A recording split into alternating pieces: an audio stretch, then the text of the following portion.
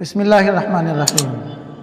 دوستو، آدمی اپنے آپ کو کمزور جب محسوس کرتا ہے تو بہت ساری بیماریوں کا وہ شکار ہو جاتا ہے، لیکن جب اس کے پیچھے اس کو کوئی سہارا دینے والا ہوتا ہے، اس کا کوئی پشت پناہ ہوتا ہے تو اس کو ایک حوصلہ ملتا ہے، اس کا جذبہ جوان ہوتا ہے۔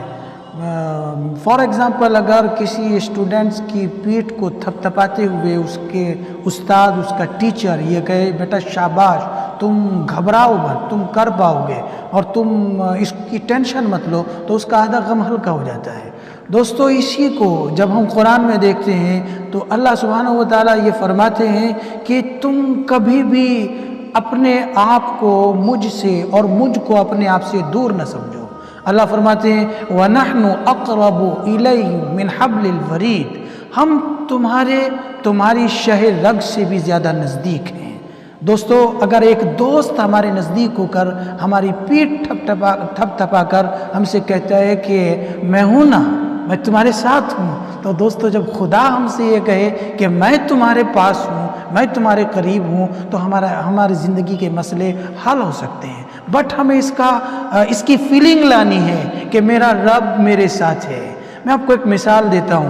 حضرت موسیٰ علیہ السلام جب اپنے قوم کو لے کر فرعون کے ظلموں سے نجات دلا کر ان کو لے کر راتوں رات شہر سے نکل گئے، اور صبح فرعون کو پتہ چلا تو فرعون نے ان کا تعاقب کیا، ان کا پیچھا کیا، پورے لاؤ لشکر کے ساتھ، پورے کر و فر کے ساتھ، اپنی پوری فوج کے ساتھ۔ بٹ حضرت موسیٰ علیہ السلام جیسے ہی آگے پہنچے اور سویرا ہوا تو وہ راستہ نہ ان کو ملا اور سامنے سمندر تھا۔ جب سامنے سمندر آیا اور پیچھے سے فرعون کا لشکر پورے کر و فر کے ساتھ آیا تو موسیٰ علیہ السلام کی قوم نے کہا انا لمدرکون، موسیٰ غضب ہو گیا، اب تو ہم پکڑے جائیں گے، ہم گرفتار ہو جائیں گے، ہم کو سزا ملے گی۔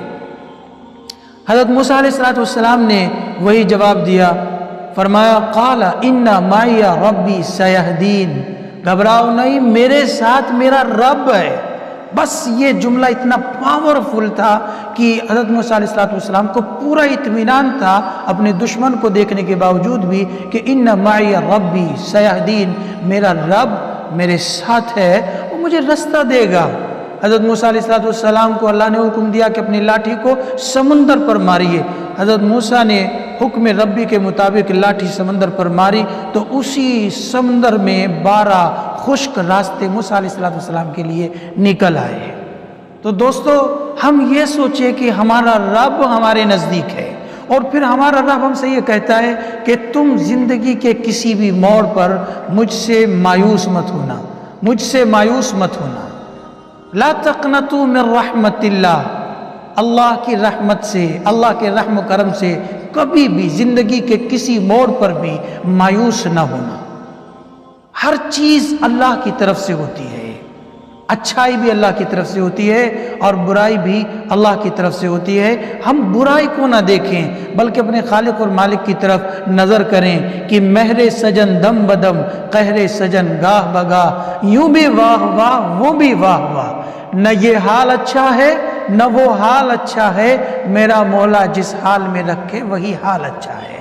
تو اپنے آپ کو یہ تصور دلائیں کہ میرا رب مجھے دیکھ رہا ہے، وہ میرے نزدیک ہے، اور اس نے ہم کو کہا بھی ہے کہ تم مجھے پکارو تو صحیح، ادعونی استجب لکم، تم مجھے پکارو تو صحیح، میں تمہاری پکار کا جواب دوں گا۔ دوستو، کیوں فکر کرنے کی ضرورت ہے؟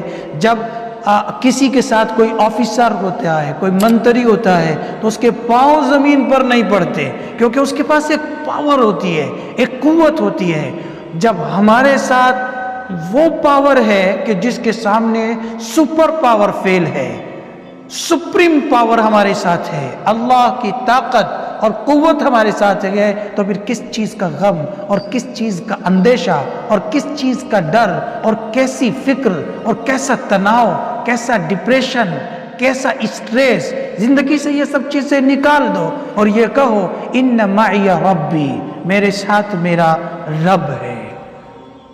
حضرت نبی کریم صلی اللہ علیہ وسلم جب ہجرت کے سفر پر تھے اور مکہ کے لوگوں نے آپ کے پیچھے، آپ کے تعاقب میں تلاش کرنے کے لیے دشمنوں کو دوڑا دیا، اور وہ آپ کے نزدیک بھی آ گئے، اس وقت بھی نبی پاک صلی اللہ علیہ وسلم نے حضرت ابو بکر کو یہی جواب دیا تھا، ابو بکر ٹینشن مت لو، فکر مت کرو، ہمارا رب ہمارے ساتھ ہے، میرا رب میرے ساتھ ہے۔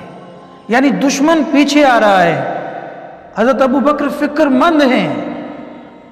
اللہ تعالیٰ کے متعلق حضور فرما رہے ہیں، اذ یقول لصاحبہ لا تحزن ان اللہ معنا، اذ یقول لصاحبہ لا تحزن ان اللہ معنا، اپنے دوست ابو بکر سے کہہ رہے ہیں، دوست لا تحزن، ٹینشن مت لو، فکر مت کرو، غم مت کرو، ان اللہ معنا، اللہ ہمارے ساتھ۔